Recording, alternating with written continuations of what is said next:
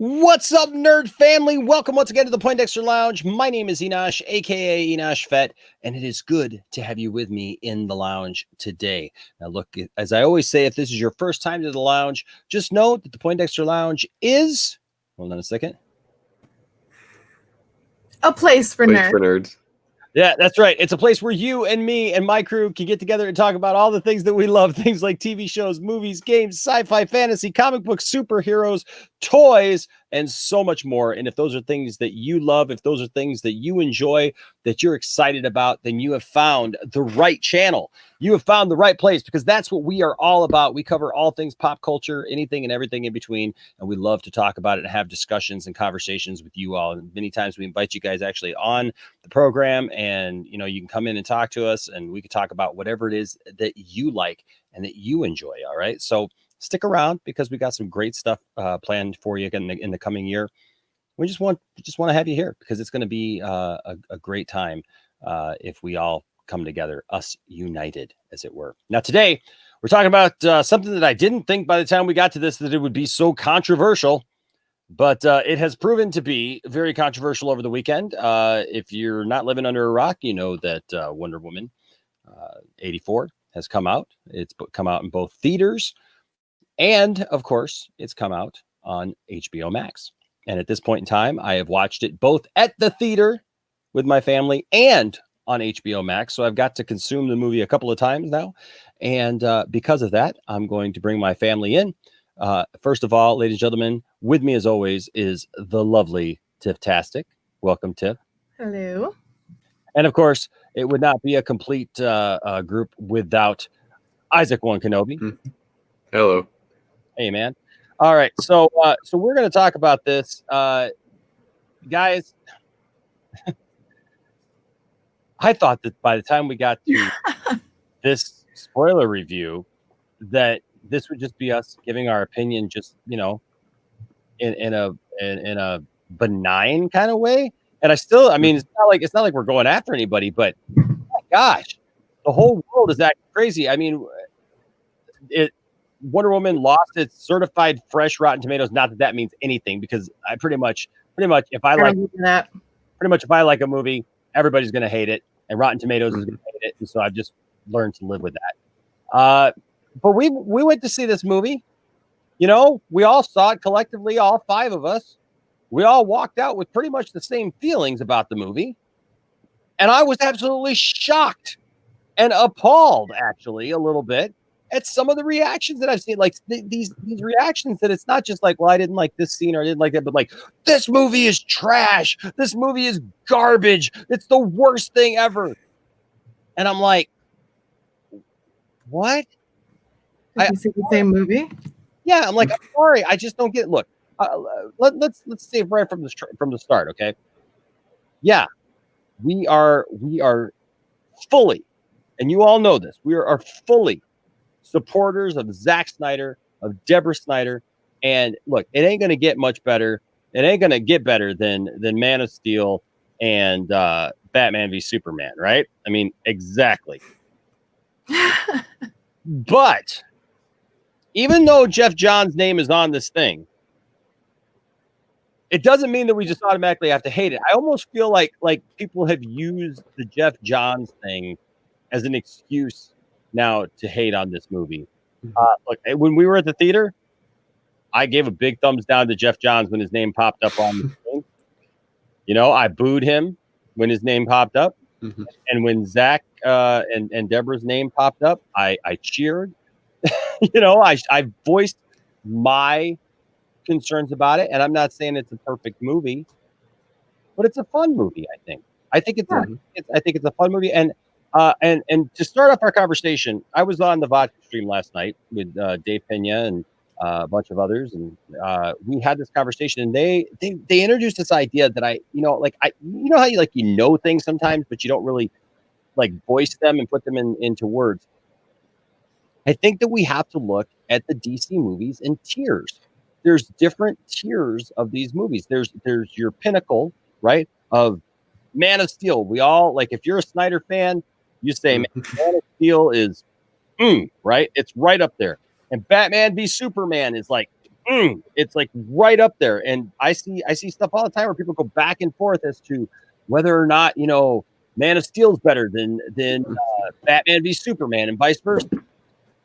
And then you have another tier though below that where you have your Aquaman, right? Where well, you know, I would even put the first Wonder Woman movie, man, kind of that's like a third, right? For me, like up there, right?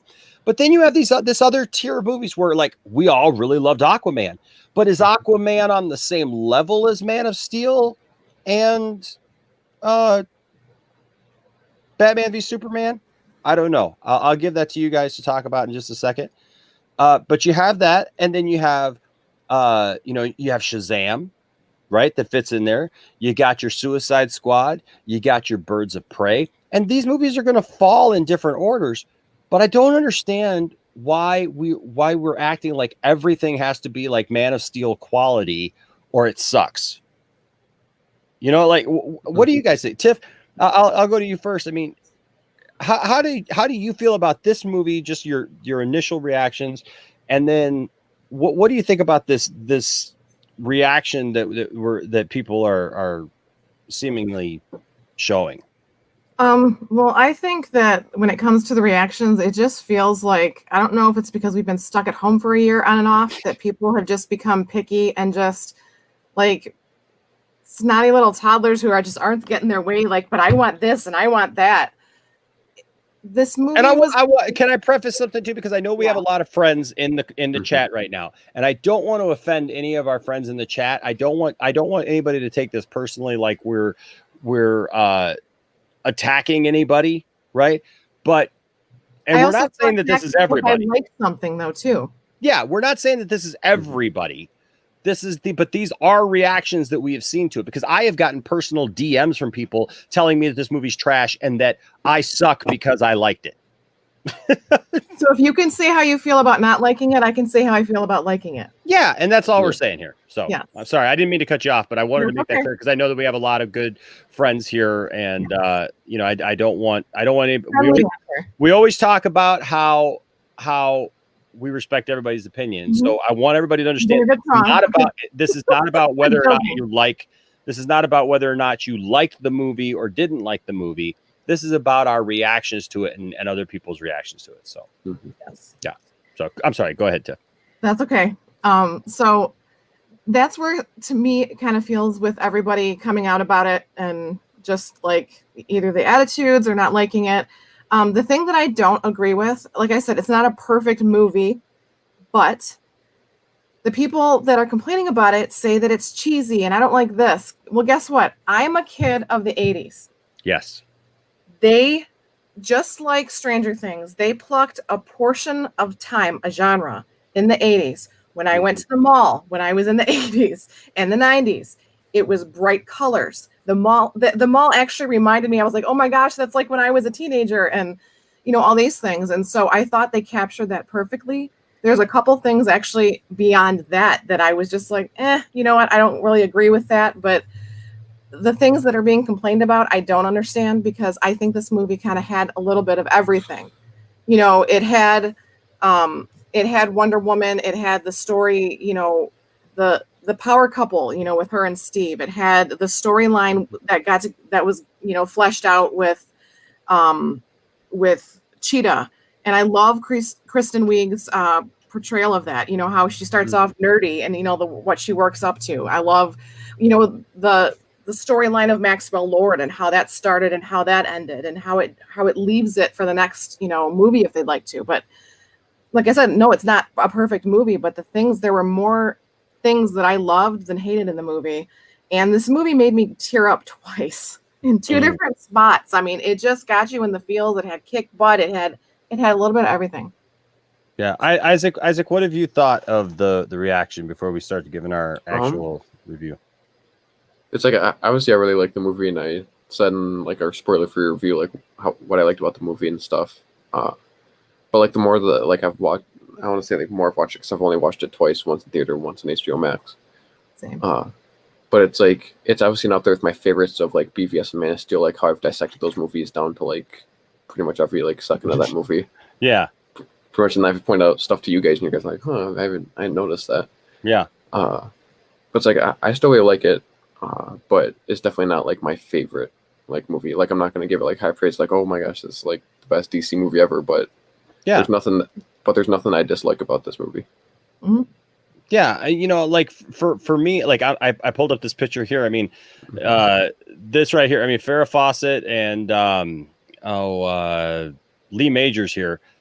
Like that's the 80s, right? Yeah. I mean, so first of all, I want to address the cheesiness because you know the mall scene. A lot of people said was cheesy. That it was you know kind of kitschy and stuff. And This is the 80s. That's how they dressed.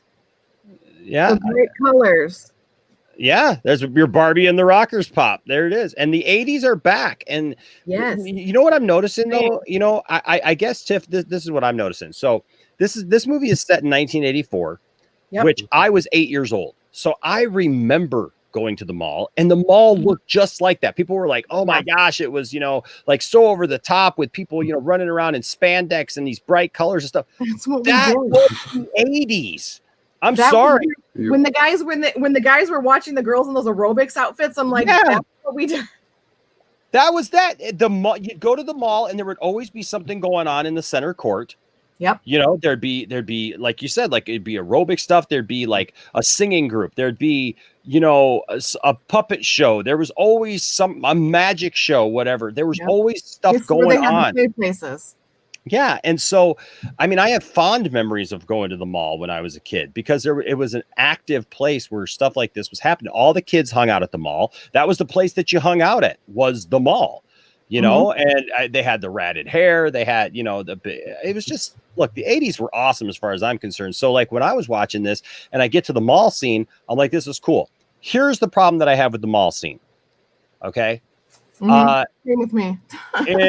is Wonder Woman, they do not establish that Wonder Woman is like, she's not moving at the speed of the Flash, right? So it's not like she's moving so fast that nobody can see her. She literally shows up and starts saving people and doing all these things, but she's wide open, right? I mean, when she saves the bride who falls off of the bridge, she's in the wide open in the daylight and everything, swings down, catches her, puts her down, swings away.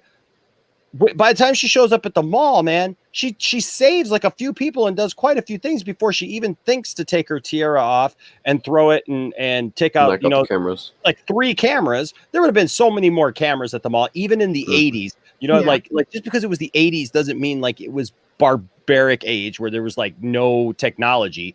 They still had, yeah, I mean, they still had that. And so I do want to point out something too. When we came home from the theaters, guys, I went on and I watched the season 3 season opener of the old Linda Carter Wonder Woman, because in that, the first 2 seasons of Wonder Woman, it's now available on HBO Max, by the way. The first 2 seasons are set in the 40s during World War II. Just, you know, the only reason they didn't put the first Wonder Woman movie in World War II was because of Captain America, because it would have been like a total repeat. So they put her further back in World War I. But in the show, she was in World War II and Steve Trevor was back there and they did stuff together. In season 3, she had gone back to Themyscira.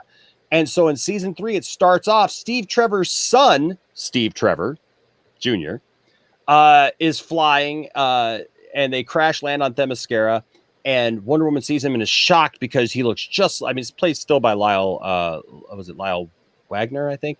Also same actor. Yeah, same actor and everything. So it looks just like Steve Trevor, and she goes on and on, and then she realizes that it's his son, and there's this whole plot. She has to go back. But in that episode, even, she takes her tiara off, straightens it out, and it's a boomerang, and she throws it at some guy, and it comes back to her, and she puts it back on. So they did borrow heavily from that, but that whole storyline is just like that. And so the only problem I have with that, and I'm interested to hear what you guys thought of that scene, is that she was too much in the open for like nobody to mention it. When I was on the vodka stream last night, somebody mentioned I think it was Garza mentioned that like he got lost in the mall once and somebody came and helped him and he couldn't remember what that person looked like, you know, anything like that. And I get that. I totally understand that like things can happen that we don't remember. But if somebody shows up with a golden lasso and is like flying all over the mall and and it's like bright colors and is just doing it in regular time and throwing bad guys around and breaking stuff and all that stuff. I would think that somebody would go, hey, this is what it was, and it would be a bigger deal, especially with other people being saved all over the city. What did you guys think of the mall scene? Tiff. Okay, I thought we were going for Isaac. No, go for Tiff. Tiff.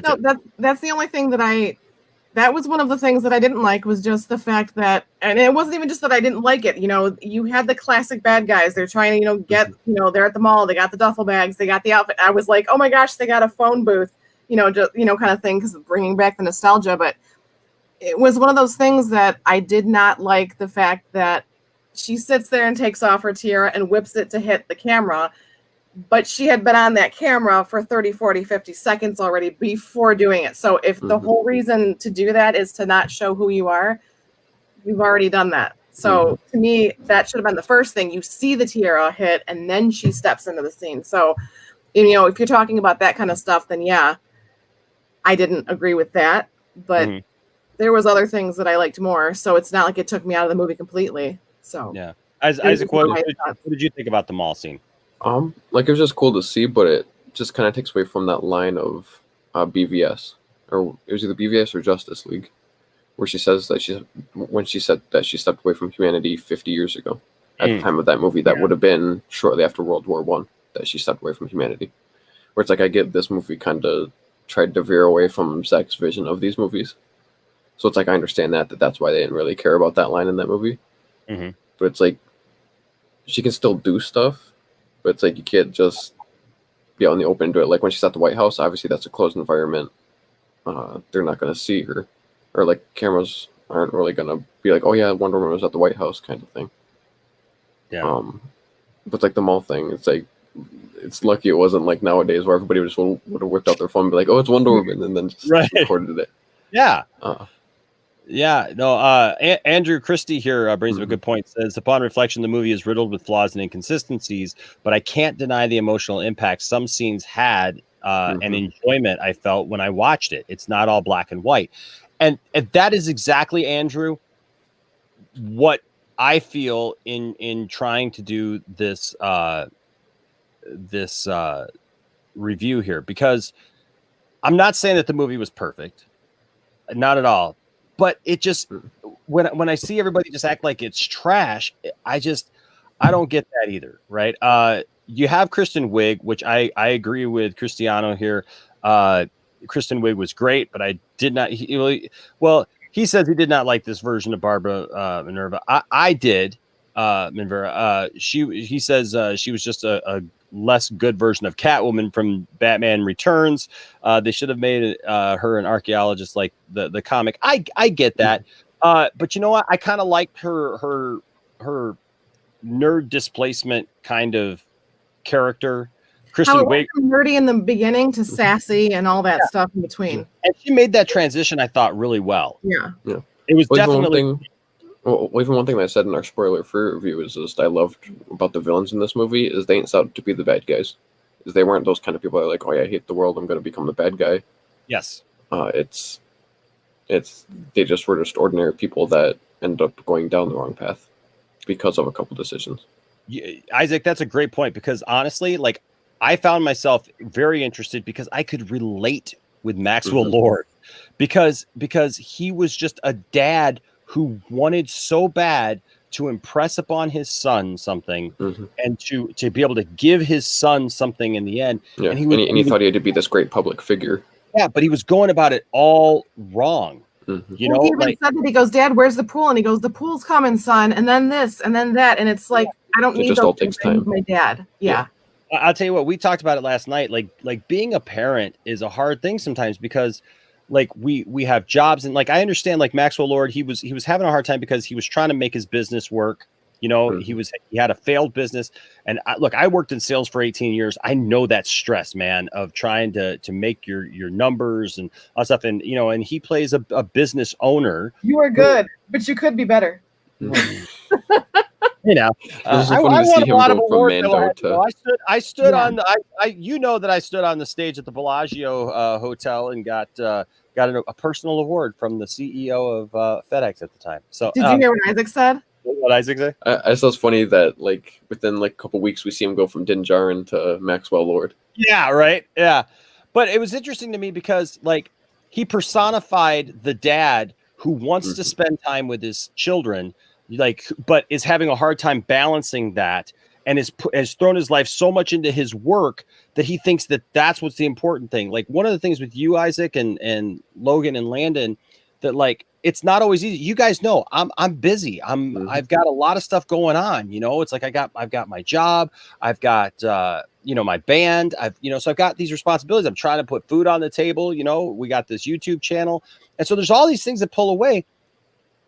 But I always try to make time for you guys too, because I know that that's the most important thing. But there's times where, as a parent, you have to say, hey, I can't do this right now. I remember when Landon was little and he'd be like, Dad, can we go out and play catch right now? And I'd be like, Landon, I would love to, buddy, but we can't right now because Daddy's got to do this or that, you know? So there's a fine line there, and Isaac, you'll see that one day as you grow up and you have kids, like there's this fine line between giving your children what they need for their proper development and yet having to sometimes not be there when you want to be there. And I see that in Maxwell Lord. He's so torn because he just wants something good for his son, but he's missing the ball of what his son really wants and needs from him.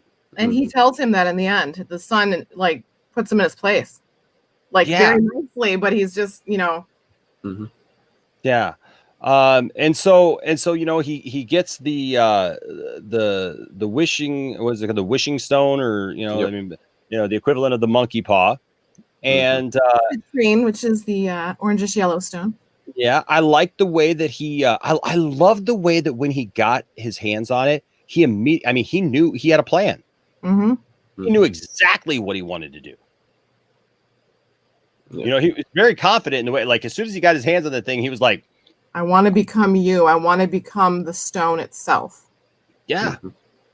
Yeah. I mean, that's pretty powerful that he went in knowing exactly. But you saw when it was on his desk, and also when Diana and Steve Trevor were in his office, he says he's been looking for this for a while, and he had blueprints and, what it looked like. All these maps, all these schematics, all these notes.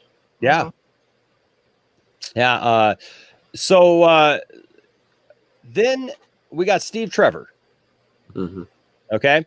So Steve Trevor is back because Diana then makes her wish, and her wish is to have Steve Trevor back. And there's a part of this that I want everybody to know. As soon as this video is done, I have uploaded a companion video, as it were, to this video that is going to address a specific issue that has come up about Steve returning, and we can touch on it a little bit.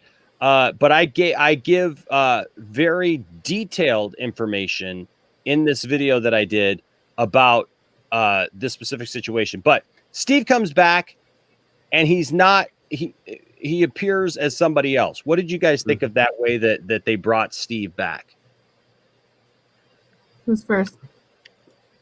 Either one of you. I don't care. You guys pick. I'll go first this time.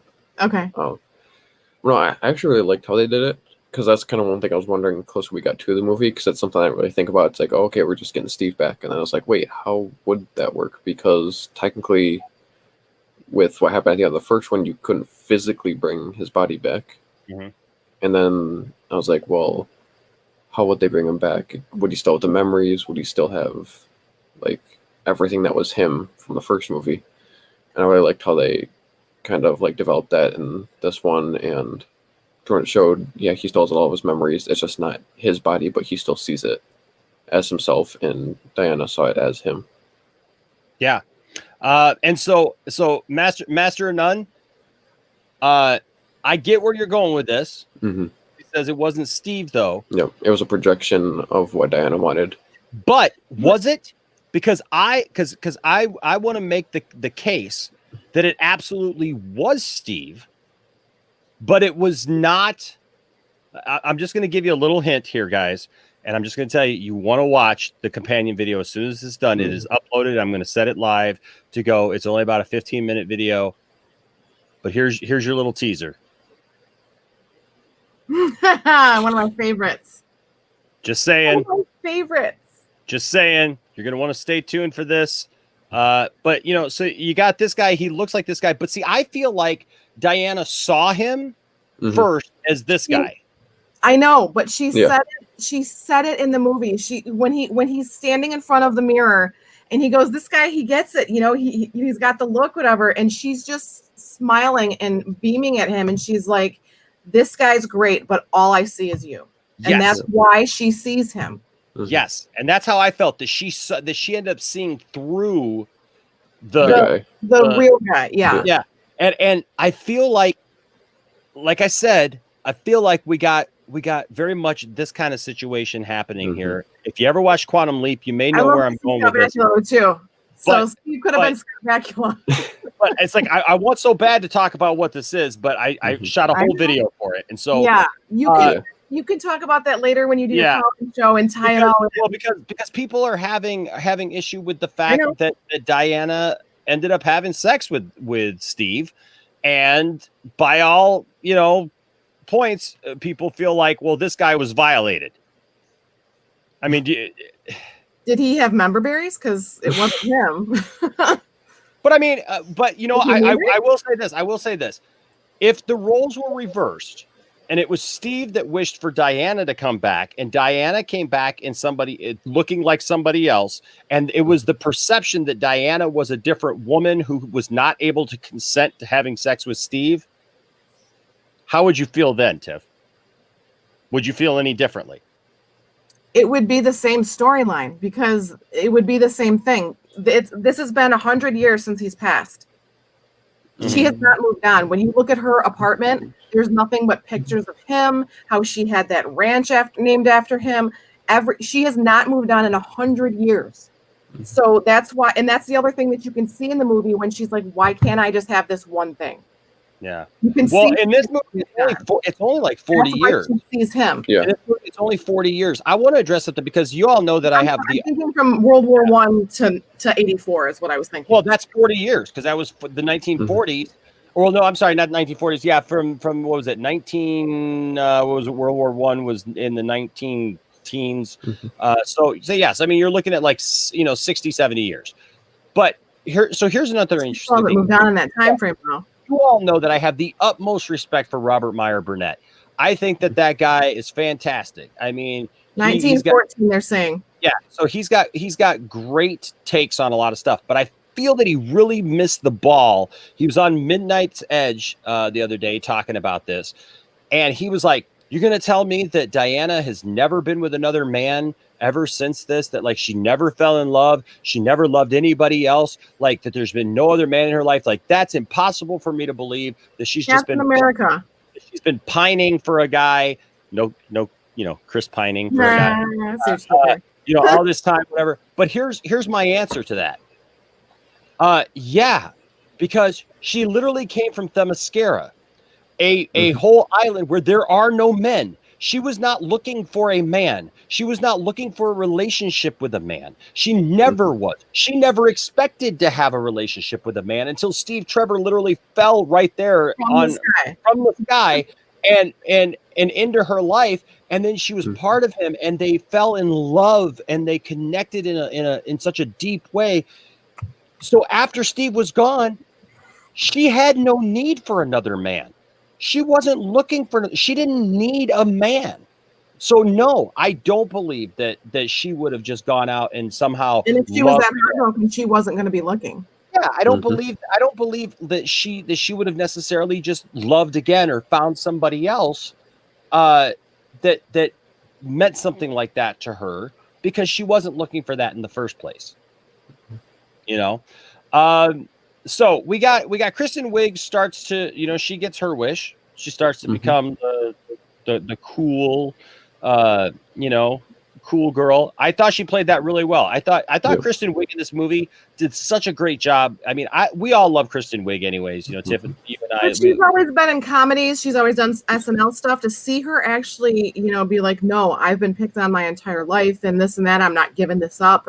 I understand that because I've been there too. If I had the choice, I'd want to. But then I also said too, while watching this the second time at home, that with her wishing to want to be like someone else, it was kind of like a Brightburn thing, because it shows you that Diana, she's good, she's pure, she wants to help people, and if someone does the opposite of that with those same powers, how different the mind frame is. Yeah, no, I totally agree. So she's been picked on and bullied, and so now this is her chance to get back at people. And So all I'll say about that last thing, because I know people are still talking about it in the chat. So as soon as this is the actual topic of that video right here. So there you go. Rope. Yep. Oh, that's the ass people. Yep. You just got to be careful what you actually say on YouTube, because they take things offensively and they'll limit your video and do all kinds of crazy stuff to your video. So we got rope. It's the lasso of truth. Yes. She did not rope that woman or that man, as it were. But I thought Kristen Wiig did a great job. What did you think, Isaac? I thought she did a really good job too. It's like the whole time in the movie you thought she was gonna be like that villain that was like, oh, I was picked on. I was never like the popular person. Yeah. But the further you get in the story, you're like, okay, she's not gonna be that kind of villain. I like what you said about like kind of like the Brightburn kind of thing, but how I kind of saw it was, it was like the beating up that dude in the alley. That's what I was thinking. Yeah, they never really said like what Diana's and Cheetah's thing was, that like what their trade-off was for their wish, because Maxwell Lord was the stone, so he would say right away, because he was the stone, it would literally be, okay, I'm taking this and then you get this kind of thing. But we never got that because they had the physical stone. So it's kind of the thing that unraveled in the movie was, well, what was their takeaway? Which for Diana was her powers. Yeah. We found out for Cheetah it was pretty much her sense of humanity is what it was. She didn't really care for people. She had a lot of anger. She had all that stuff because that's what her trade-off was. It was because it wasn't because she never got that growing up. That was her trade-off with the stone. Is she becomes less human because she wants to be something greater. And I'll say this too. That's very interesting about this is that, like, nowadays nerd culture is very much accepted. Okay, nerd culture is very much part of like everything, and people feel empowered, I think, now. Like when you call somebody nerd, like that's why we say like you're our nerd family here, or or we say this is a place for nerds. Like it's nobody. Not like the nerds. One thing that DeAndre does every once in a while is he'll say, how's he put it? He's like, oh yeah, this is your reminder that you're a nerd. Like he doesn't mean it like in a bad way, like make fun of me. It's kind of like they're just reminding you. Yeah. You're a nerd. Nice. But back then, like, it was not a nice thing. Like people were very brutal to people who were considered part of nerd culture or like nerdy things. And so for her character, I felt like I believed that like she would be that intent on, she never had those experiences. She never felt like the pretty girl, she never felt like the one that everybody was interested in. And so when she got a taste of that, she didn't want to give it up. She didn't want to give it up. She didn't want to get up. So I totally bought into that idea. I really loved Maxwell Lord running around, touching people and convincing them. Don't you wish that too? Yes, I do. Thank you very much. Yes, and needing that connection even to further his will. Where can I find someone where they can all hold hands? Or did I give you a wish already? Okay, next. It was like, yeah, because nothing was good enough. No. Nothing seemed to be good enough. He said that. He goes, why not get more? I mean, even at that scene, when he's at that station and everything, when he's like, why not have more of everything, more of this? And then he realizes it's more or this. Yep. Yeah. So I thought that was cool, and it just kind of kept heightening that, like kept pushing that idea that he had to keep getting more and more and drawing more people. I love even when like he went to the one guy and he's like, "Don't you wish this?" and nothing happened. And he's like, "Wait a second, did you already wish for something?" And he's like, "Well, yeah," or whatever. Yeah, He's like, Ferrari. Yeah, What is Ferrari. with the guys in Ferraris? And then it says in the news that It was they're a like Porsche. friends It with was in a- Ferrari. I think Porsche. Maybe it was. Oh yeah, that's what it was.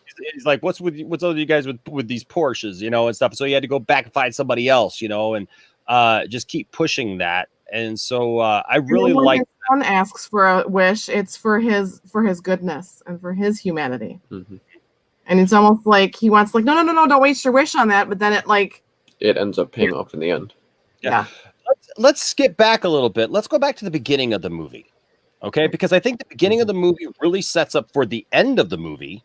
Yeah. Because we see this lesson that Diana learned as a little girl. What did you guys think of the whole opening sequence?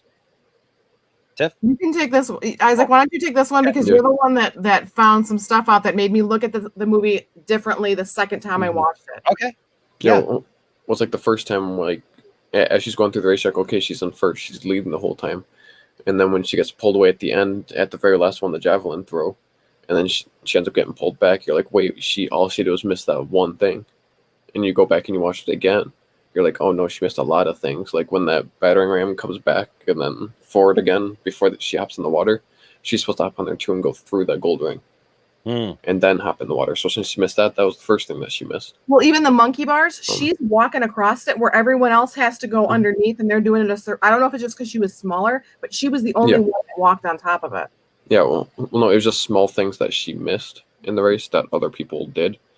Because that's one thing that she said at the very beginning. She's like, "Oh yeah, all the fiercest warriors have not a struggle, but like, not everybody gets this exactly right." That's how she puts it, and you think the whole time she has it right, and then you go back and watch it, and you're like, no, she missed a lot of things in that race, and that's why.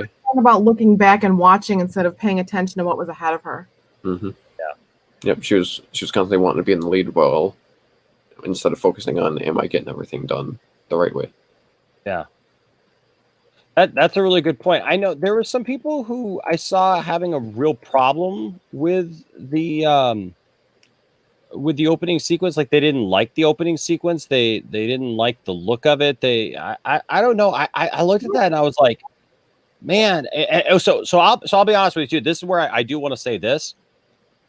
We saw it both in the theater and at home. Mm-hmm. Mm-hmm. I'm just going to tell you straight up. Y'all need to see this movie in the theater if you can. Yeah, big difference. I'm noticing this negativity about it, and honestly, I feel like, especially that opening sequence, because watching it later this afternoon, fresh again. When we saw that in the theater, it was huge. Powerful. It felt like you were in that arena. You were feeling like you were swinging along with. Yes, it was so. It was just there. At home, the effects didn't look as good, I'll be honest, as it did in the theater. And that's not anything against the movie. And we also understand there's people that don't have theaters that are open, but those who do should. Yeah, because this is a movie that you really need to take in a bigger way, because you need to be part of the action. And that's what I felt like I was in the theater, where when I watched it back today, it was still cool. It still looked very cool, but it didn't have that grand scope that I felt when we were at the theater. It was just like, oh, okay. It felt like a TV show. Like it felt like, and that's what I talked about. That's why I'm so glad that I saw it in the theater first, because that's how Bill and Ted 3 felt to me. It felt like I liked it. It was there. I had waited all this time for it, but man, it didn't have that scope. It didn't have that feeling, because it felt like it was a direct to DVD kind of thing. And watching Wonder Woman, it felt like, it's her like fight a scenes. TV show. When you saw her fight scenes, when you saw her like fighting in the White House, when you saw the scenes of her and Cheetah fighting, they were so much more grand on this big screen.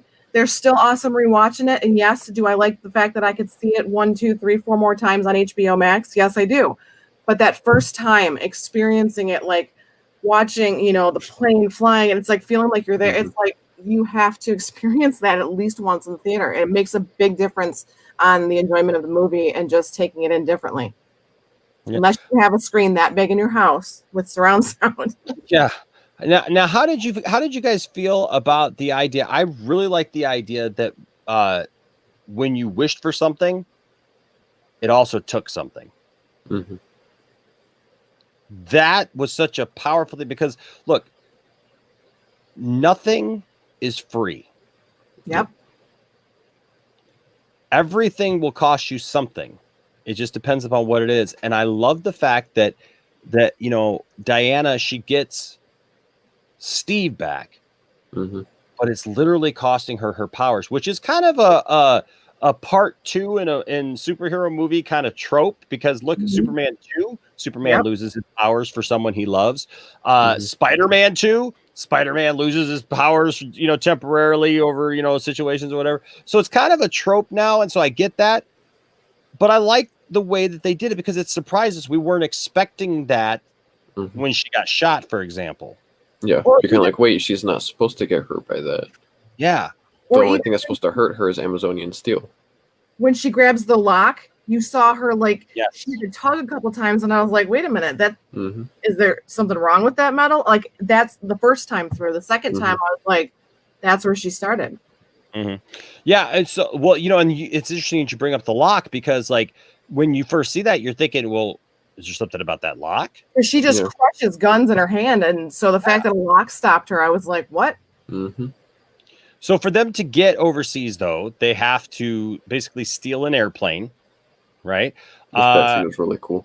Yeah, and look, there's a time where you have to suspend your disbelief. There's always that time. It's a comic book movie, for goodness sake. There's always going to be a time where you're going to have to kind of check out a little bit and stop like overanalyzing everything. Because I've seen people like, oh yeah, this airplane's at the Smithsonian or whatever, and it's got a full tank of gas. Like, doesn't yours? I don't know. I mean, is it like, they have to move it, every once in a while, so you got to have some gas in it. I don't know. I mean, they were able to get overseas in it, and that's fine. But I personally really like the way that they explain the invisible jet.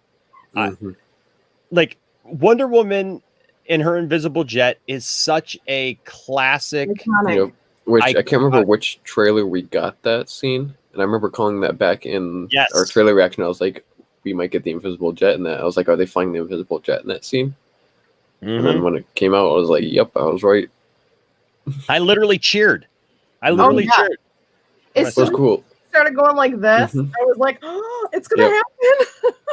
And I love that explanation that it was just a jet, but yet the magic that she had seen and heard about and learned that her father's the island of Themyscira. Yes. And so she had been, I love how, like, I've seen some people like gloss over this, like, oh, well, she just figured out that no, she actually talks about it. And watching it the second time, like you catch that she's been working on it. And she mentions, actually, it's kind of a funny joke. She says she was working on it. And he goes, well, what was it? She goes, well, I made a cup disappear. She's like, I still haven't found it. I still haven't found it. That's just great. But she's been trying for 50 years. But I also like the comedy between them because when he's like the way that I never find us. And she's like, I forgot. I can't explain it. But radar, they can find us even in the dark. Yeah. He's like, are you going to shoot at us? This is a good point. Mario says, I thought you were going to point out how low fireworks really are. That was a low flying jet.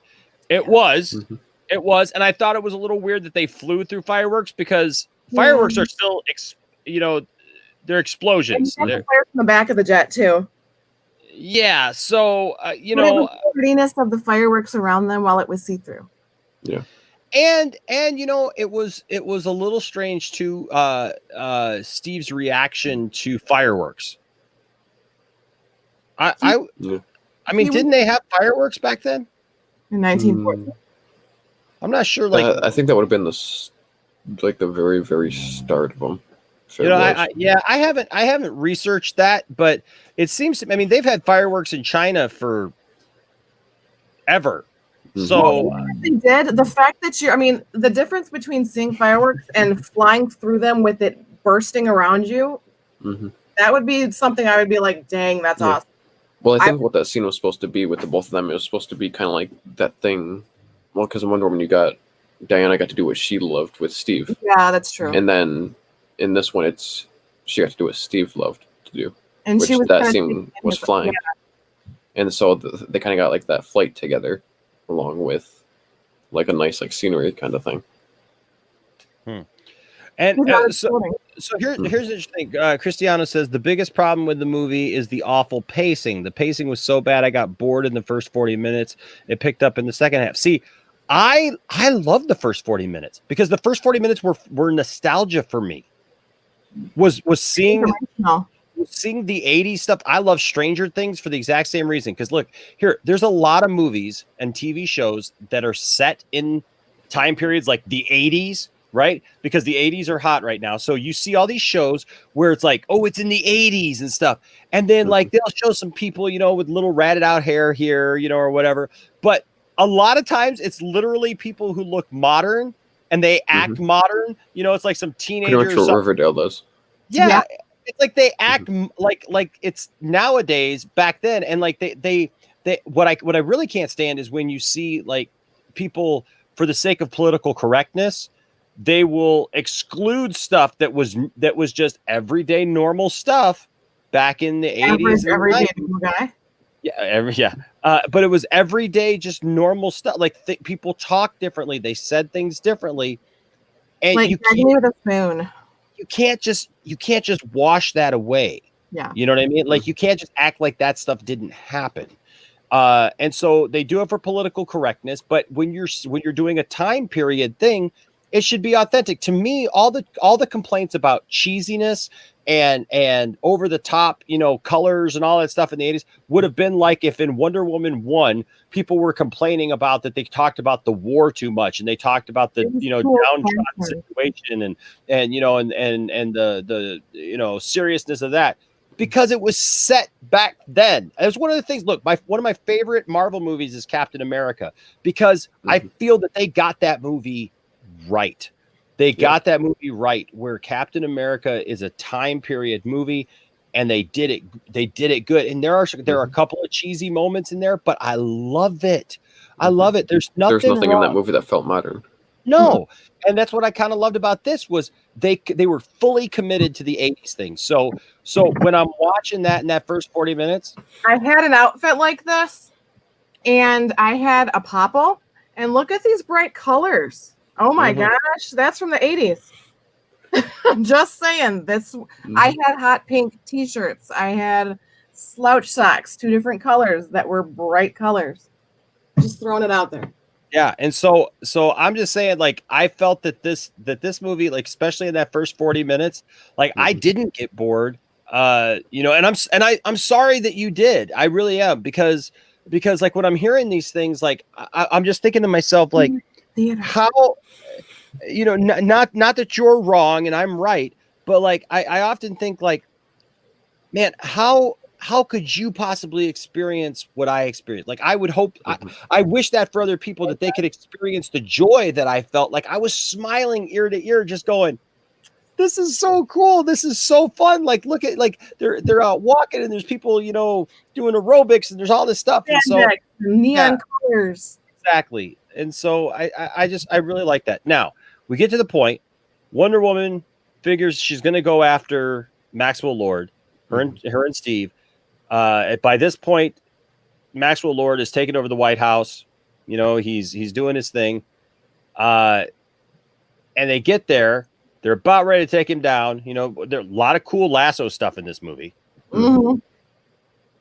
Tiffany, your favorite thing is that one kick.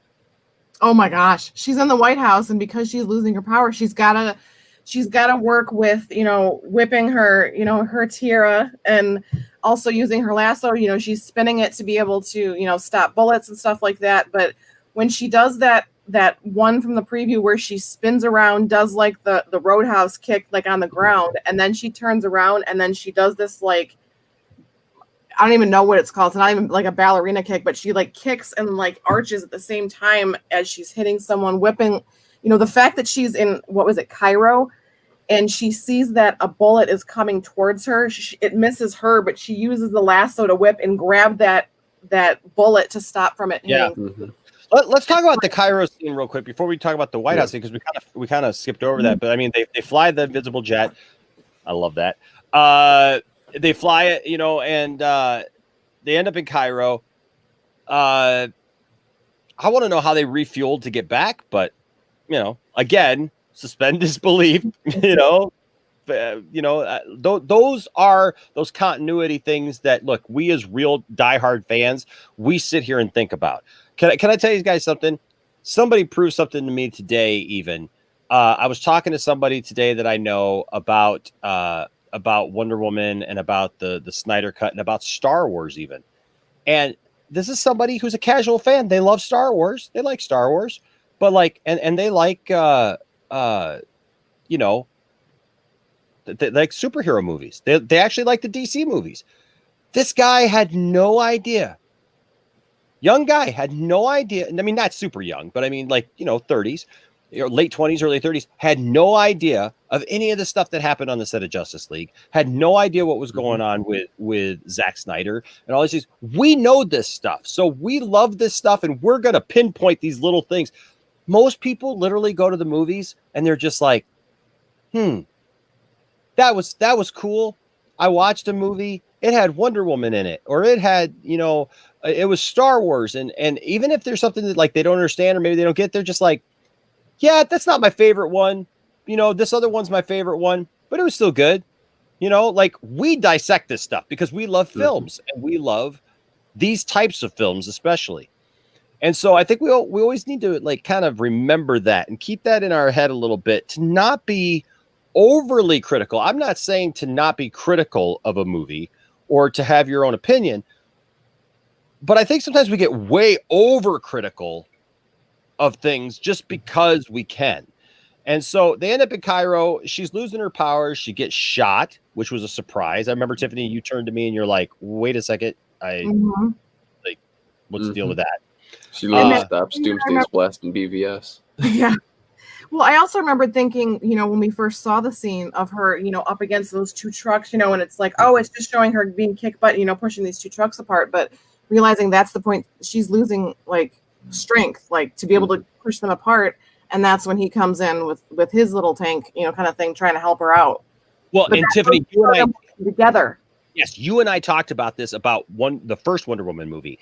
That one of our favorite things about the first Wonder Woman movie, and they brought that back. Yes, is that at a lot of different points. Yes, is that Wonder Woman is not just they don't try to Captain Marvel her, where it's just Wonder Woman is more powerful than everybody and she doesn't need anybody's help or anything. Like in the first Wonder Woman movie, she works closely with Steve Trevor, and that's why their relationship is so great, because she's the superpower and he's the support system, and they need each other and they work well together because he knows the time. He's got a skill set. He's got a skill set that she needs because she's a fish out of water, and she needs his skill set and he needs her skill set. And so they mesh together. And Tiffany, today you and I were joking about how that's us. That's you and me. We power couple. Yeah. I mean, because it's you saw him marveling at when she's running, in Cairo, and she's running down the street and she flips the truck, and then she's flying in midair, to do that. And he's just in awe of her, but yet he's in the truck and he's trying to, stop one of the trucks to help her out. And it's like they're working together, but it's not coming across as I'm Wonder Woman, I'm better than you, or I'm man, I'm better than you. It's they work together and they complement each other, and they both kick butt and they both save the day because they're working together. Yes. Well, even when what is it? They're getting towards that that miniature village, or not the village, kind of that house, and there's people playing in the street. And she looks back at him okay, and now you got to do something. He shoots the missile, kind of he knows, okay, I got to do this stuff. Yep. To help. Because he even goes Diana, and he puts the missile in. Okay, so they're working together. Yeah, they've got to stay in sync. Yeah, Cristiano, I do want you to know, man. No, I don't. I didn't think you were being overly negative. Like I said at the beginning of this, we're gonna probably say things and talk about this movie in just different ways. But I want you all to know, you guys are our people, right? You guys who are here, you guys are our people. the channel has grown to a point now where it's like I get messages from people, I get emails from people, I get DMs from people, and these are the kind of things that I'm reacting to. I don't have a problem with somebody saying, "Hey, I found this disappointing. I didn't like this part." Those are all parts of our fandom, and that's what we all are here for. You respect why I like it. Exactly, and that's what we talk about. Through all this, and stuff, but. There's literally people who are just angry. Like they literally just want to live in a state of anger. And, it is what it is. One of the things that comic book Craig movie says, for me, Stranger Things does the 80s right. This one didn't. Maybe if it had maybe a couple of 80s tunes, it might have been different. One of the things I thought was interesting about this was Patty specifically did not want to include a bunch of 80s songs because I can't remember her exact quote, but it was something like, she didn't want to rely on that and try to set the mood. Oh, the nostalgia factor, the whole time. Yeah, with that. And so I can respect that. Look, I love the 80s. I love 80s music, especially. Like, I'll take 80s music all day. But that is what it is, right? But that Cairo scene, like I said, it brings back, Tiffany, what you and I were just talking about, that they had to work together. I thought that her little quick change, like from her outfit, that was a little strange. Yeah. Because I didn't see her wearing, the costume underneath that outfit. So, but look, and a lot can be said. I will give this to other people who have said it. This is very similar to the Richard Donner version of Superman, Christopher Reeve. Right, where literally you had Christopher Reeve, he'd have a full suit on, jump out of a window, fly down, and like his Superman suit would just appear, or something like that, or like he would pull open the chest and then he'd run, and then the suit would just kind of fade away, and he's Superman, right? So, but here's the thing, I honestly don't have like major issues with that kind of stuff. It didn't take me out of the movie. It just was like, okay, that even in technically the Snyderverse. Look, I watch it and I look at it and I go, okay, that's Jeff Johns, right? Like I get it. That's Jeff Johns. He's trying to specifically write stuff, and we've already heard that Patty had issues, especially with the third act of the first Wonder Woman movie, and you can see the meddling a little bit in this movie as well, where Jeff was trying to steer away from Zach's vision, and stuff. But look, just because it's different, and just because it has Jeff Johns' name in it, doesn't mean we have to hate it. We can look at it objectively and go, okay, this is a little different than Zach's, vision. It's like even the Arrowverse shows, we love the Arrowverse shows, and those are done a lot with Jeff Johns. Yeah. So even Ray Fisher, when he was on last week, he talked about that. Look, there are people who are very creative. There are people who are very talented as far as their creativity and whatnot. But it doesn't mean that they're good people, and so we have to take that for what it is. Yeah. The Cairo scene was interesting. How it ended there. How do you feel about Wonder Woman running? Because Wonder Woman running is a long kind of standing tradition. She ran a lot in the comics. Linda Carter was always running all over the place. The running always looked a little weird to me in this movie. What did you guys think, Tiff? I thought that it was a little different, especially, and maybe it's because of the way that it was kind of like pulled out instead of like kind of like right on, like, when you see the Flash, it's like right on him as he's running because he's so close. Yeah. They had it pulled back a little more, so you can tell that she was like on a wire with a harness and being either pulled or, however they had to make that look. And so I felt that. Not so much that it took me out, because it's like as soon as I was thinking it, they cut to a different scene and everything. But I thought it was awesome when she was running and then she jumped on the front of his truck right in front of Maxwell Lord. And she's like, "Where's the stone? I need it." And he's like, "You're looking at it." And it's a puzzle piece. You got to figure it out. But it's like, that's the one thing is when she ran, it wasn't even like the Flash thing where he had this like weird looking thing. It was just like, she ran, but it felt more like she was on a harness being pulled and still trying to look like she was running. Yeah. But by the time that I thought that it looked wonky, another scene jumped in, I was like, ooh, squirrel. So it was something. What did you think about the running, Isaac? I actually didn't mind it, and it kind of put for me like into perspective. It's like you always think, okay, a character has super speed, they have to be like as fast like the speed of light, where it's like she's not as fast as the speed of light like Flash and Superman. Yeah. And it's like kind of put that into perspective where it's like, yes, she can move fast like them. Like a car. Yeah, but not like Superman can run literally to the other side of the earth in like a second kind of fast. Yeah. Like the Flash can only run from city to city in like a second fast. Yeah. And I think it was kind of like a small like little nod, like, hey, yeah, we nodded at the fact that she can move really fast, but not like Flash fast or Superman fast. Yeah, well, and we're used to seeing like this version of Wonder Woman jumping, like when they're fighting Doomsday, she leaps at Doomsday, right? That's where she's, so like it would make more sense if she leaps. I love the thing we talked about, like the wire work, like when the truck flips and she's up in the air and stuff. That was cool to me. That was cool. I felt like there was a lot of running in this movie. Even Cheetah, like that was kind of her thing. It was almost like they passed that on to her because, she had asked for Diana's powers and her, popularity and everything. It just, there were some things about it that just weren't quite on for me when she was running. It seemed like the running was like overdone a little bit, but it is what it is. But now we're at the White House. They're getting ready to try to take down Maxwell Lord. All of a sudden, who steps in but Cheetah?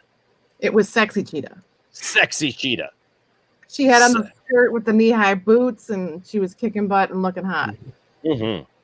Kristen, I'll tell you what, Kristen Wiig is an attractive lady. Yeah. I think Kristen Wiig is an attractive. She's funny. She's hilarious. I love the fact that she's willing to do self-deprecating humor. Where she's willing to be stupid. That's how she was on Saturday Night Live. She's Target lady. Oh, we got a secret. Oh my gosh, she's Wonder Woman. That it's just I like that kind of thing. But man, she steps it up here and just knocks it out of the park, being very serious and coming out and saying, "Look, you are not taking this away from me." Even when they found out about the stone and how you have to recant your wish, and she's like, "I'm not doing that. Forget it." And she's fighting against her to save Maxwell, so that way she doesn't have to give up her wish. Yeah. We're going to talk about this in just a minute, Lif, because I agree with you on this comment. It says I thought was appropriate that the scene when Steve disappeared, because it's like she builds her speed as her powers come back. So I felt that was appropriate. That was the most powerful scene that made me tear up. I really liked the White House scene and the fight there. It showed that Diana was losing her powers. As Cheetah was becoming more powerful, Diana was losing her powers. But she was willing to do that because she wanted to keep Steve. Yeah. And that was a fight within herself too. And then, and so then they go off. Cheetah wants more. And I've seen people say, well, why did she get a second wish? He very clearly explains to her, I'm feeling generous. Yep. And she doesn't say I wish. She says, I don't want to be like anyone anymore. I want to be the apex predator. I want to be the main. Yeah, her wish kind of changed. Right? Like what she desired kind of changed, and he granted that to her, but it took away even more of her humanity. It took her to an even further place. You mean a whole another level? Yes. And then, the world is in chaos. Everybody's wishes are gone amok, and this shows you guys really, you don't need everything that you think you want. This proves my point so much, and we talk about this a lot about movies, that like people think that they know what they want from characters and from films and stuff like that, and sometimes it's better to not get what you want than to be faced. But the world pretty much goes to crap when everyone gets what they want. Yeah, it's very much like we talked about, like Bruce Almighty. Yeah, right. When Bruce just he's God and he's just like yes to everybody. everybody can't just be yes. Everybody can't just have everything they want because everybody wants something different. World War III almost happened in this movie. Or they get what they want and then they want something more or something next or something bigger. Because it ruins them. It literally ruins them. And so from that point, we've got her walking through the streets, hurt, bleeding with Steve. While she's looking down at kids hiding under a blanket with their mom and, that kind of thing. Yeah. And Steve, man. He makes the decision for her. Serenity, I know that you just came in. Hey, I got a video that's coming up right after this video. As soon as we get done with this video in just a couple of minutes, I'm hitting a premiere on that video, and it's going to address this subject specifically in detail. All right, so be looking for this literally in just a couple of minutes, because this is something I'm definitely going to be talking about here in just a minute. And it's a video that I made earlier. That being said, so Steve has a heart-to-heart with Diana. He makes the decision for her. Yeah. Because she can't. First thing I meant it in the first movie when I said the world needs you. Yeah. Yeah. And she says that in tears. I don't want to say goodbye. I can't say goodbye. I'm never going to love again. I'm never going to, and he even says that. He's like, I've been, he realizes he's been gone because she's like, what's the last thing you remember kind of thing. So he doesn't know why or what happened, or they don't really go into detail. There's no reason to, but the fact that he's like, there's a whole world full of people. The world needs you, but you can't say, if you've gone this long without loving again, you can't go another, 80, 90 years and not love again. Yeah.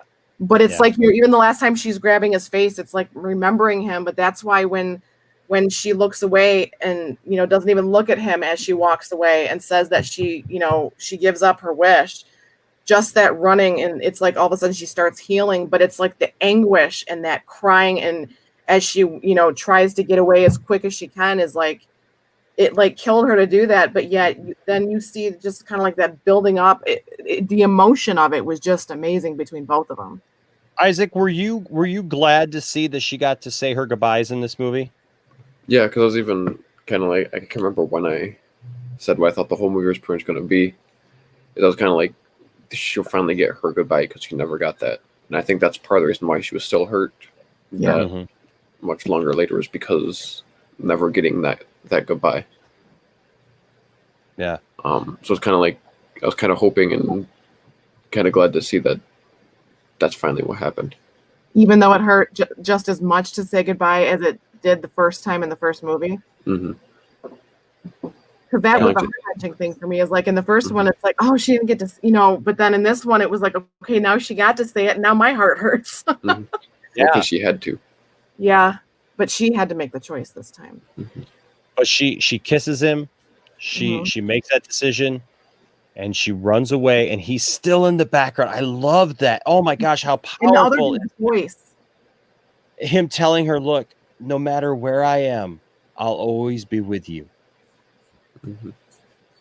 I felt that. I'm sorry. Like, people can say whatever they want to about this movie. I felt that stuff, man. I felt that connection between her, and they have great chemistry on screen anyways. But working together, fighting together, like, even though he doesn't have any powers, he still went after Cheetah. He still, man, tried, like, he got thrown through. Yeah, he went after everybody, man. And it was just like, that's his woman. Yeah, well, and he's fighting for what's right, because he's a good man, and man, she runs, and I love how as she renounces her wish, you see her heal, and then she goes and gets that moment in the clouds. But then it's like, I thought that was cathartic too, just because she's sitting up there like, I just lost my man again. What the heck do I do? And then all of a sudden it's like she's realizing, as she's sitting there, all of a sudden his voice comes back. It's just flying, it's the wind, and how to how to control it, and then it was just very Supermanish to me. I thought that was very cool, because it's like learning something new, and how can I use this to make things better? I have to do this now. So it was a learning moment for her, but yet that was like her time to connect with him, because flying was his thing, and so she's in a weird way, he was teaching her, I thought. Oh yeah, for sure. Isaac, what did you think about her flying? I actually like that because it's something that you don't see enough. Like, because it's a power that she has, Mhm. and I love that they explain it's not just she levitates; it's she uses the lasso to gain that momentum and then pull herself Yeah, Yeah. to fly. It's not just I started levitating and now I can fly now. yeah. And then she rides the lightning, and I'm like, Mm-hmm. Oh my gosh, yeah, that's fantastic. But I liked the fact that she does that and gains the momentum, and she learns to fly Mm-hmm. through that. Listening to Steve's voice, behind, Yep. and has that moment. And yeah, it's very Superman-ish, right? Mm-hmm. And I do relate it a little bit to the Man of Steel moment. The Man of Steel moment, where he learns to fly. And yeah, you can make the case that Zack Snyder did it better, right? But it was still beautiful. It was beautiful to see her. And look, I understand Wonder Woman can fly. I understand Wonder Woman can fly. I love the fact that Wonder Woman flies. And this actually explains something in Batman v Superman, because it actually shows how she got from where she was to Gotham City, from Metropolis to Gotham City. And so I love that it makes that known, and that's just fantastic. But it always feels a little weird when I see her flying, especially if she's on her own, because she doesn't have a cape, she doesn't have whatever. And I joked with you, Tiff. I said, I think I've seen more of Gal Gadot's armpits than like anything, but because she's just got that body, the like when she puts her arms up, man, it's just there. Jacob said that she's not flying; she was falling with style. Oh, I like that. Oh, and hey, you know what? Real quick, I want to say Brandon Lopez. Brandon Lopez with a $20 super chat. Thank you so much. You are awesome. Thank you so much. Says the ending between Diana and Max was powerful. The idea that Wonder Woman could win the day with words instead of fists, work out differences with compassion instead of anger. That's Wonder Woman. Brandon, absolutely. That's the encapsulation of the entire movie. Oh my gosh. I mean, she shows up, she goes and gets the gold suit. First of all, guys, what did you think of the gold suit? Kick butt. Mm-hmm. I really liked it too. And I also like the explanation of it. Yes. Oh, like yeah. Like it's not just, oh yeah, it looks like a Kingdom Come suit and we just threw it in there just because it looks cool. Yeah. It's just the explanation they had behind the suit. She doesn't explain it to Steve. She puts the lasso around him so he can experience, this is what I know. And I love that too. So good. And she shows up and man just looks awesome in that suit. I'm so glad I have that action figure. Tiffany, I got that action figure for you. Oh yeah. It's a fantastic action figure. And I'm so glad to have it in my collection. Like you made me though. Oh yeah. Well, Tiffany's got the new Grand Tiff Tarkin action figure right here that I customized. Number three in a series. Trace. Yep. So it's not purple, but it's gold, and it looks fantastic. And and by this time, Cheetah is full on Cheetah. I heard some people complaining about the CGI. I really didn't have a problem with the CGI. I like the CGI in this one. Yeah, I really liked it too, but I also know why that scene looks so good. It was kind of like the Jurassic Park effect from the very first one. The reason the T-Rex looked so good was because of the low lighting, so you don't need as much detail in the CGI. Yes. So pretty much all they do for Cheetah was pretty much the coloring and the hair movement. Yep. Whereas if she fought her in the daylight, you'd have to do a ton of detail on Cheetah. But they still did a lot of detail on her. Yes. You know what else I love too is Wonder Woman is willing to do whatever she has to do to win, but she will go as far as she had. Look, in the comic book, she literally snapped Maxwell Lord's neck. There was a lot of us who also were in Justice League, she's supposed to cut off Steppenwolf's head. Yes. So there was a lot of us. There was a lot of us who were thinking like that might be where this goes, right? That might be where this thing goes, because he's gone off the rails. He's like full on villain mode right now, and he's telling everybody he's trying to take over the world. He's bringing about really pretty much the end of the world. I mean, if you think about all the nukes that are flying at that point, everything's going on. But Wonder Woman takes out Cheetah. She's got her in the water, and what does she say? She gives her another chance. Oh my gosh, she's still trying to reach out to Barbara, and when she says no, she goes, "Then I'm sorry." Like it's like this is not on me. The first thing she said is, "Barbara, what have you done?" Yeah. Like he still has that compassion. Yes. But she tells her, it's like, I'm sorry. I'm sorry, but But what Lopez said in the super chat is that's the epitome of the movie, is when she's sitting there and she physically realizes she can't get to Maxwell Lord, and she's sitting there and she's saying what she's saying with tears running down her cheeks, and Maxwell's in the midst of that saying, but I want more, and why isn't it so bad to have more? And then all of a sudden he sees his son in the midst of the chaos, and he's like, what does it matter what you're saying? No one's going to hear it. I wasn't talking to you. I was talking to them. Yeah. That is just, and it's because of her that everyone else was able to give up their wish, because what the world turned into. Well, and that's the thing exactly. Brandon put it so perfectly. She wins the day with words instead of fists. Like Wonder Woman delivers this hopeful message. And look, I know, guys, I know. Saying the word hope has almost become a bad word for us Snyder fans, because we know the situations that have happened. We know the stuff that's gone on, and some of the abuses and things like that. But look, don't lose hope. Don't let somebody steal that from us. Don't let somebody steal that word from us, like just because the people have abused it or tried to use it to take away from Zach's vision or whatever. Like, hope is still a good thing, folks. It's still good to have hope. And I mean, what does Superman's crest mean in Man of Steel? Hope. It means hope. It's an S. And what's that? It's an S. It's an S. on our planet, it's an S. Exactly. But for Wonder Woman to deliver that speech and to speak to the world in that moment, and look, to everybody who's complaining, says, well, that's not how satellites work. That's not how TV broadcasts work. It's magic. He's a freaking I thought it was funny. It's called Project Star Wars. TV then. You did know Star Wars. So what they were using was actually not Star Wars. It was a spinoff of Star Wars. Are you aware? I know you're young, but are you aware that there was actually a satellite program in the 80s called Star Wars? Yeah. But I thought it was funny that they made it a point to make sure that Pedro Pascal used it, because he played Mando. Yeah.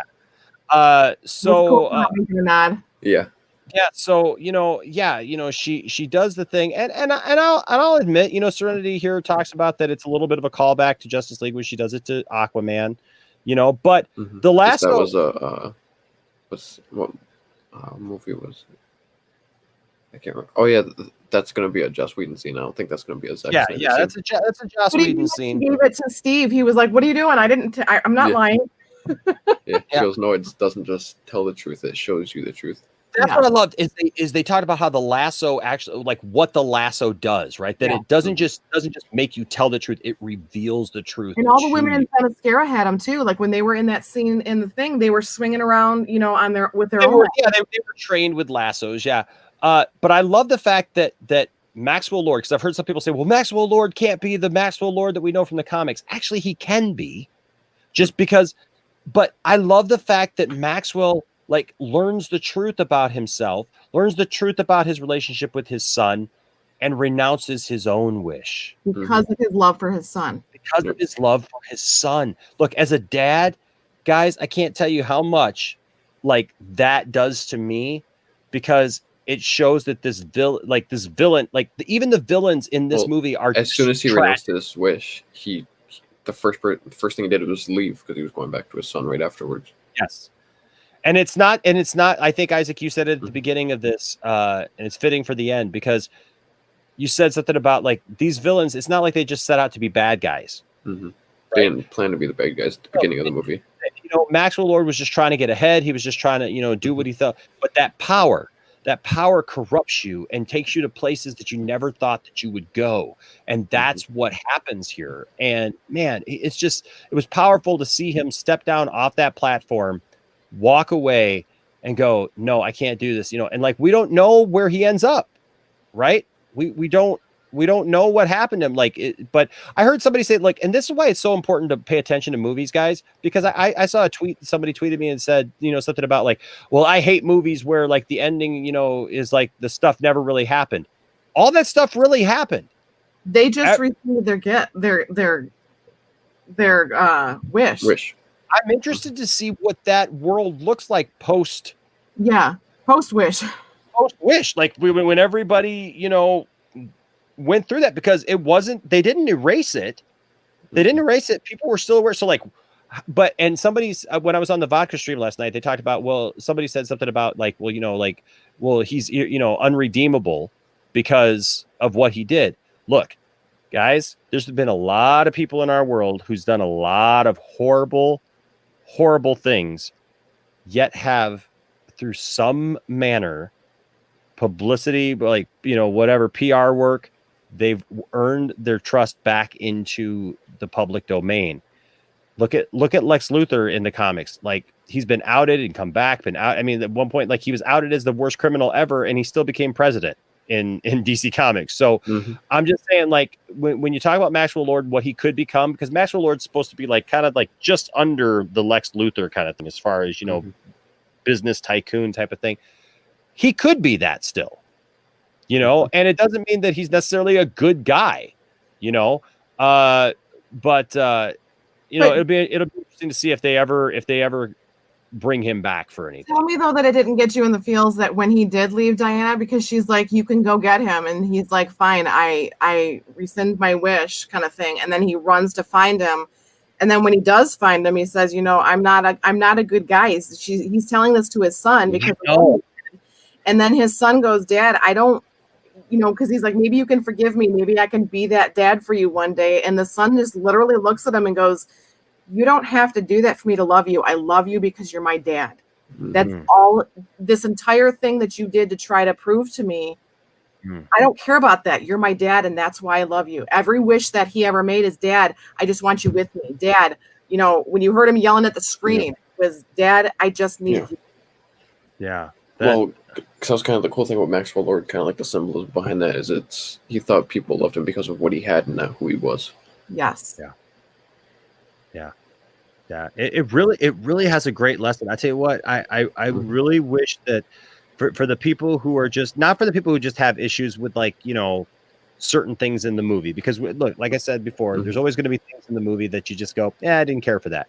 But the people who are just like, this movie's trash, it's like unredeemable, it's a horrible thing, it's a waste of time. I literally heard people saying, here's what happened, so don't go see it. Now you don't have to go see it. Like, there really are some great lessons in the movie. And Wonder Woman in this movie, there's different facets of Wonder Woman. And the thing that I love is, even though she was set in the 80s here, one of the things that I loved about this is, in the first one, she's in the 40s, or in what, 1914. In this one, I keep saying the 40s because of the TV show. But so she's in World War I. This one, she's in the 80s, and we've seen her in Batman v Superman in the present day, which would be 2016 at that time. But here's the thing about Wonder Woman. She is timeless in whatever era she's in. Yes. She stands out in whatever era she's in as just a timeless character and a beautiful soul. And man, she hasn't changed.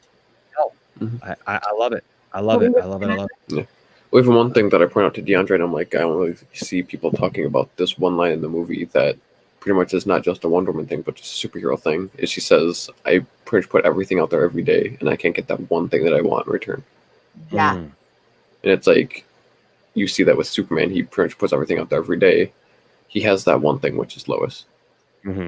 Batman puts himself out there every day, but he comes back, and that one thing for him is just knowing that he did something good and having Alfred there. It shows their It's kind of like, it's like, you see that it's not just Batman that struggles with that, it's people even with the superpowers that struggle with that. Yeah, that phrase, why can't I just have this one thing? And it's costing her life. Yep. Andrew here says, so Andrew Christie says something really interesting. He says something, could happen to his son in the future that could really turn him dark. There you go. Absolutely. Love that. I love that. James Rippey says, Gone was the toughness and grittiness from the first Wonder Woman movie. Yes, I will give you that for sure. But that's what I was talking about, these tiers you know, of DC movies, Mhm. right? That like every movie, as much as look, if we put Man of Steel and Batman v Superman up here, we say we love that grittiness, and I do. That's what I love about Zack Snyder. That's what I love about his films and what he's doing. Mhm. But I also understand that in the DC universe, you have different characters. That's why Shazam to me was perfect the way it was. Like the only thing I'd do different in Shazam is put Henry Cavill in there for that Superman cameo. Mhm. Because Shazam is that it should be more lighthearted. It's got some scary elements in it, which it did. It had some serious elements in it. Mark Strong was an awesome villain. It was perfect. It was perfect that way. And I know there's a lot of people who are like who have gone on about what's his name who played Shazam. What's his name? The actor who played Shazam. Tiffany, do you remember? Oh, Zachary Levi. Zachary Levi, yeah. So people complained about him. It was over the top. He's over the top. But he was playing a kid. That was like the whole point. I love the bright colors of Shazam's outfit, and I love because I know where that story's going, and it's going to have Black Adam, and it's going to get real serious real quick. Okay, as it should. But that first movie needed to have that lightness because you got kids.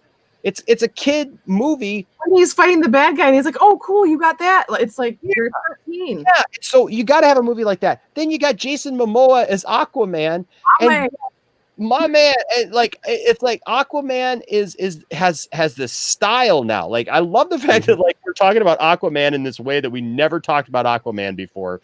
You know, cool.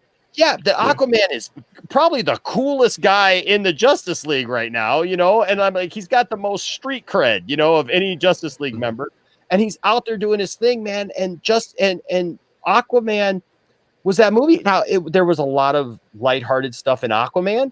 There was a lot of bright colors in Aquaman, but to me, it didn't take away because it's part of it. And then you have Birds of Prey. Birds of Prey gets crapped on all the time. Yet I felt that it was a natural progression for Harley.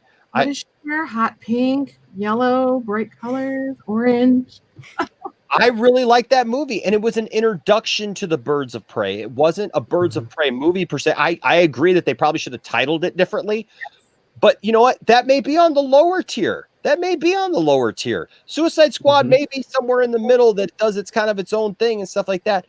But guys, let's be understanding that every movie is not going to be like this gritty, dark, top tier thing. You're going to have these different films that do different things. And guess what? Wonder Woman can even go from being in a serious World War I movie to being in a more lighthearted 80s movie that's a little bit flashier and time has changed.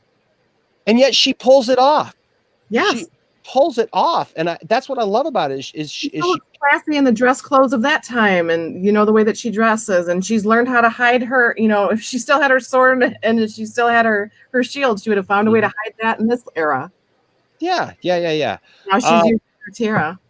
So look, we don't know what happened to Cheetah. Last we saw of her, she had changed back to her, you know. But she also turned into a cheetah when she got her second tier wish from Maxwell Lord. So who's to say when that was happening, you heard everyone specifically say, "I rescind my wish," and everyone was saying that. When you saw her looking at the sunset, she didn't say it. You assume she did because she looks human, but she what if it's like a werewolf kind of thing?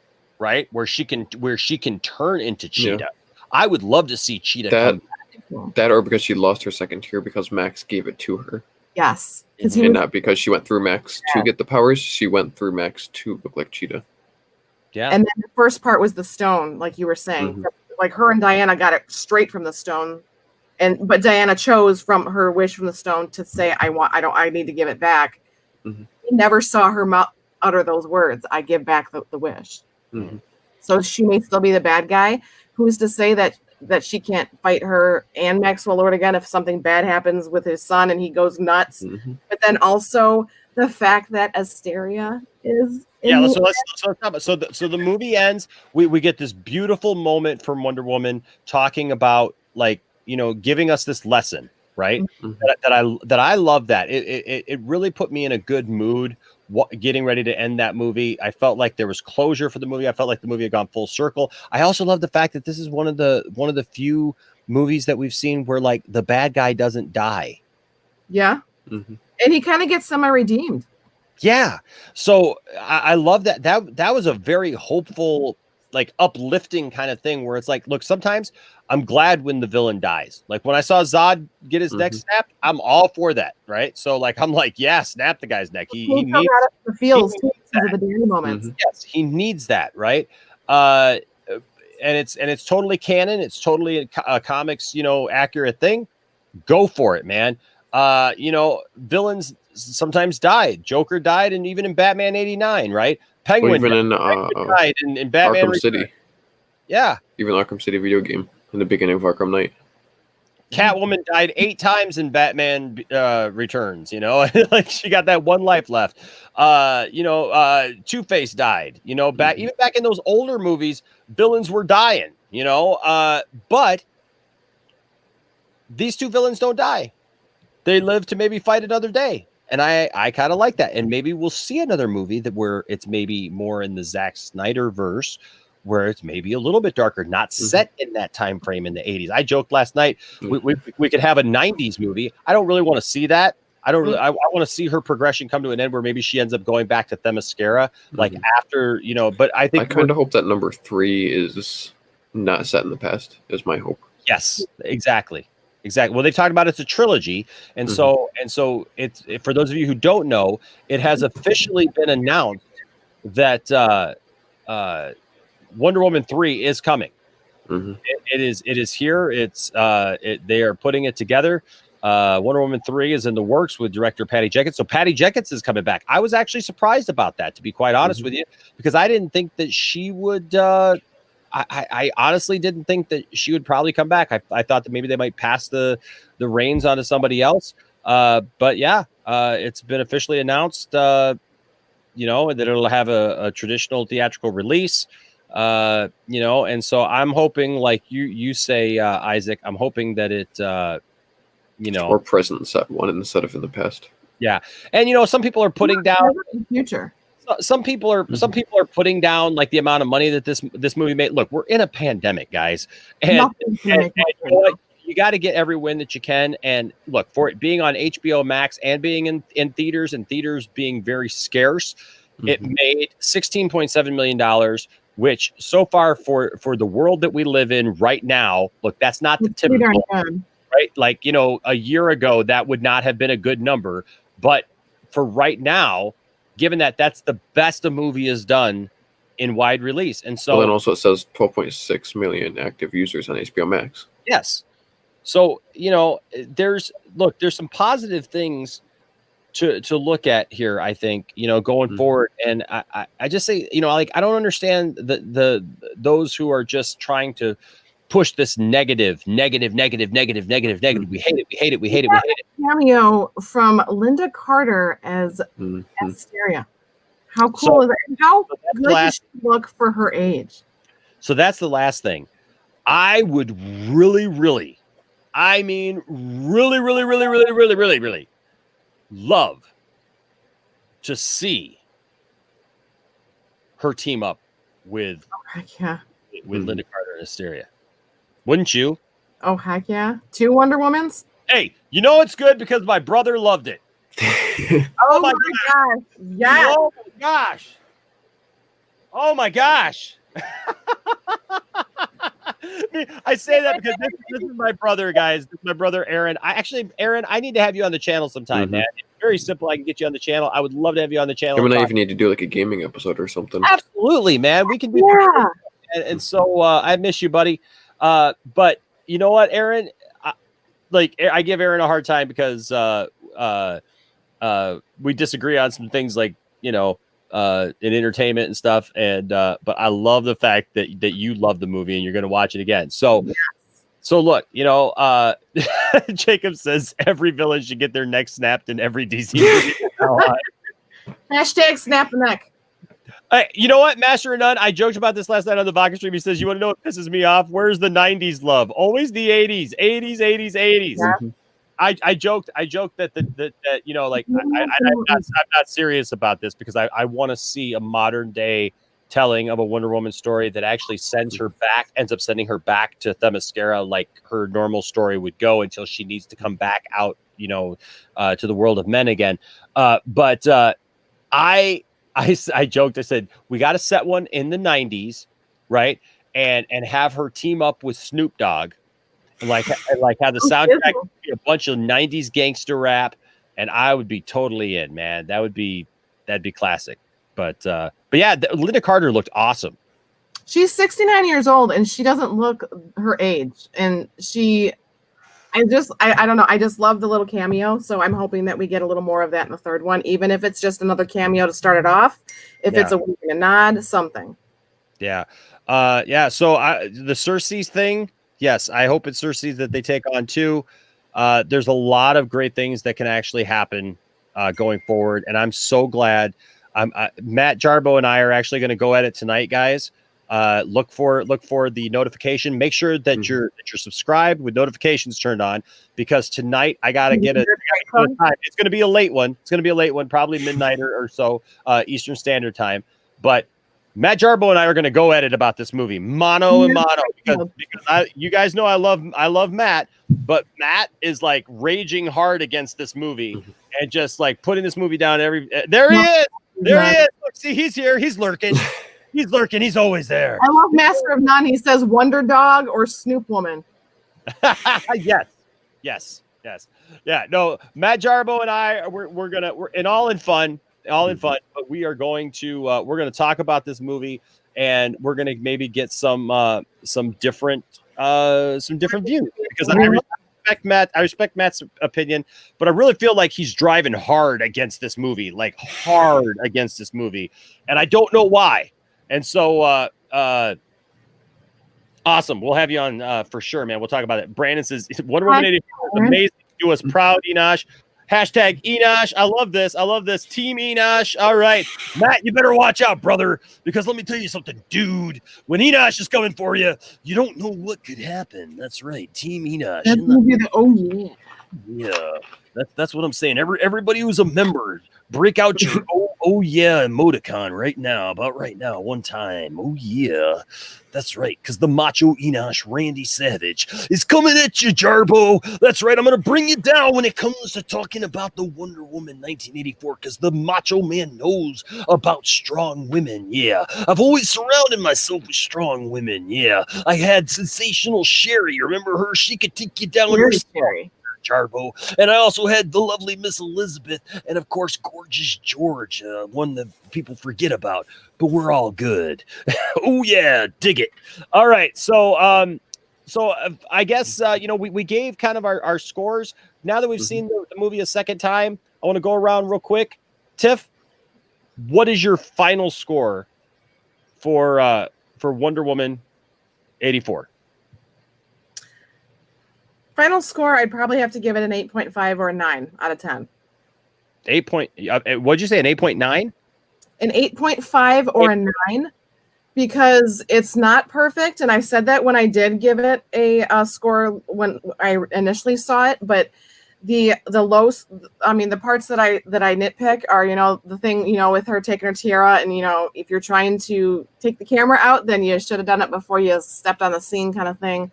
Little things like that. The running for me was a little different, but it didn't take me out of the movie. It didn't ruin the movie for me. So I still put it high up there, because all the feels that I got from Pedro and from Steve and from Diana and the awesomeness of Kristen Wiig and kicking butt, and still higher up there for me. So yeah. No, I like this 90s movie, Wonder Woman smoking a doobie with Snoop Dogg. Heck yeah. Isaac, does this change now that you've seen it a couple times? Does it change your opinion of the movie? No, I'm still sticking with the same score that I did in the spoiler-free review. I'm still keeping it at 9.5, because there's nothing that I really disliked about the movie. Mm-hmm. Like I said, the only thing I dislike is the line from BVS, but it's that one line's not going to ruin the whole movie for me, because it was still overall a good movie. Mm-hmm. Well, so I had said in our non-spoiler review that I gave it an 8.5 to a 9. Mm-hmm. I think I'm gonna settle in at the 8.5, because I don't think it's a perfect movie by any stretch of the imagination. Fatma says here, yes, the highlights were highlights, but the lows were very visible, and I get that. But I'm not judging it as low as I'm seeing some people judge it like a 6 or 6.5 or something. I don't think that it's deserving that. You know what I mean? Like I just don't feel like it's that bad of a movie. I feel like they did a really good job. I want to watch it again. There's issues there, but look, I love this movie. It's a feel good movie. It makes me happy. And I like the first one and still like this one too. Yeah, and I feel that by the time we see Wonder Woman's full I want to watch them back to back. I feel like by the time we see Wonder Woman's, that's a good point, Tiff. Jarbo, get out of here. 4 out of 10. You're going down tonight, Jarbo. That's all I'm saying. You're going down. Got to be starting something. Got to be starting something. But I will just say, yeah, like Thomas says, look, like what you like, right? Like what you like. But I do want to do that same thing, Tiff. I want to watch the first Wonder Woman, the second Wonder Woman, Batman v Superman, and then Zack Snyder's Justice League to get a full spectrum of what Wonder Woman. Yeah, and then Wonder Woman 3 and see what that is. So all right, guys. Well, hey, I'll leave with a closing thought for everybody about the movie. Yeah. We didn't see it, but it's something that we know happened out there in that world because of the time that it was set. Is this movie would have been shortly after Martha and Thomas died. Oh yeah. So there's something I saw online that said, what if there was 2 versions of kind of like what happened with Bruce in this time? Is what if one of the things is his wish was to bring them back temporarily? Or what the second scene was Alfred was watching the TV since it was broadcast all over TV and stuff. And Bruce, as a young kid, sees the corruption and shuts off the TV and goes, Alfred, no, we can't fall into this. We can't become this. Like that kind of thing. I was like, that would be something cool. Wow. Like just for Batman, it would be like either one, his wish was to bring them back, or the second thing was kind of realizing at that age, this is too good to be true. You know what this movie really explains? It explains weird science. It explains how all that happened. They got their wish to come true. Yeah. All right. And Scott Bakula looks good in a dress. Oh, always. Always. So, anyways, that's a really good point. That's good food for thought. Maybe this is the result of everything that happened. I don't know. Speaking of food, we have hot Cheeto chicken downstairs. So absolutely. Well, hey guys, thank you for joining me, Tiff and Isaac, on this spoiler edition of our take on Wonder Woman. Tiffany, tell people where they can find you online. You can find me on Vero at Tifftastic. You can find me on everything else. It's either Tifftastic or Grand Tiff Tarkin. I know I'm on Twitter and I'm on Instagram at Grand Tiff Tarkin. Just straight Tiffany on Facebook, but everything else is Tifftastic. Yeah, and where can what show can people find you on? People can find me on League of Mayhem with all the kick butt women, with Nana and Cole and Megan and Amanda and Lorena and Fatma, who's here, and all the lovely ladies who just love to talk nerdy and kick butt and have a show about it. And every once in a while, I show up in a pink onesie. So there you go. Isaac, where can people find you online? Pretty much almost everywhere. Pretty much everywhere. It's Isaac R6292, or on Vero, it's actually Isaac Juan Kenobi, but instead of the WAN, it's the number 1. And then also every Sunday, I do a video game podcast with Mad Max and Mad Matt and Zod Rider. Yes. And we do that either on Mad Matt's channel or Mad Max's channel, as we like to switch between the two each week, kind of like alternate. All right.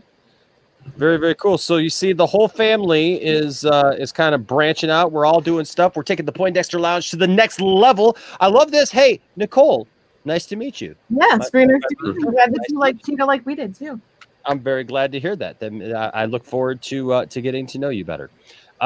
So yes, Team Enosh. Don't forget, right after this video, I'm releasing this video right here that deals with this specific situation from this movie.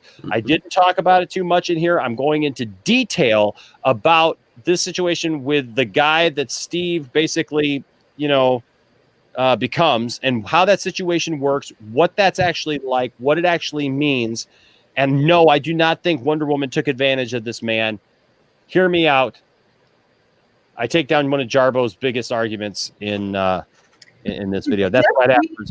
Is So a it lot just ego, or does the guy that he took over, does he kind of look like a younger Bill Paxton? He does. I kept Oh my seeing gosh. every single time he popped on the screen. I'm like, it's a young Bill Paxton. Wow, he does Sorry. look like Bill Paxton.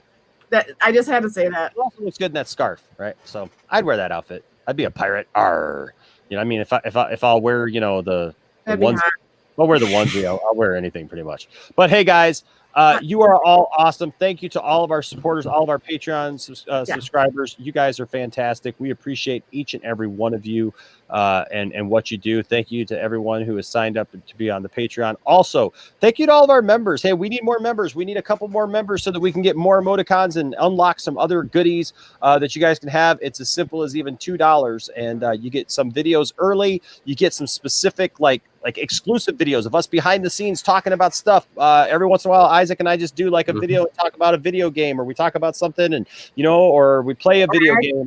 Flip off the camera and not realizing it. Exactly. And it was the 10,000 subscriber thing kind of hit at the end of the year, where there was a lot of stuff going on all at the same time. But we are planning a 10,000 subscriber party night where we're literally going to try to play games in real time with you guys. So we're going to try to bring people on here where we can play like Jackbox or whatever with people. We'll give you a code. You can play with us. We'll have something on the screen so you guys can see the screen and play with us as we go. And we'll do a revolving door, bring people in or whatever, and play some games and do some stuff and just have a party. Okay. So Dylan's head, best 3 out of 5. Absolutely. And next Tuesday, this coming Tuesday, look for this. Me and Goldman and Dawson it's tentative. We'll be doing our Star Wars Episode 3 breakdown, where we go all the way through Revenge of the Sith. We did Episode 1, we did Episode 2, and now we're at Episode 3. I've been looking forward to this one. I've watched Episode 3 now a couple of times in the last couple of weeks. Can't wait.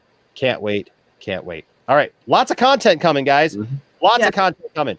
Right after this video, you got this. And then look forward to later tonight, me and Matt Jarbo, we're going to go at it. So got to be around for that. And I'll use Matt Jarbo's words against him right here as we get ready to go out. But ladies and gentlemen, remember, here in the Poindexter Lounge, don't ever let anybody tell you that your fandom doesn't matter, or the thing that you like doesn't matter, right? Or the thing that you don't like doesn't matter, because all of our opinions matter here at the Poindexter Lounge. If you liked Wonder Woman 84, awesome. If you didn't like it, hey, I wish that you did, because I enjoyed it and we enjoyed it, but we still respect you and we love you still. And look, no harm, no foul. But just remember to be respectful to everybody, right? Treat everybody with some respect and treat everybody with love, unless it's Matt Jarbo. And then you use his words against him as we sign off today. Stay nerdy. They're trying. Let me just break it down for you like this. I can summarize everything up in simply 2 words. You lost.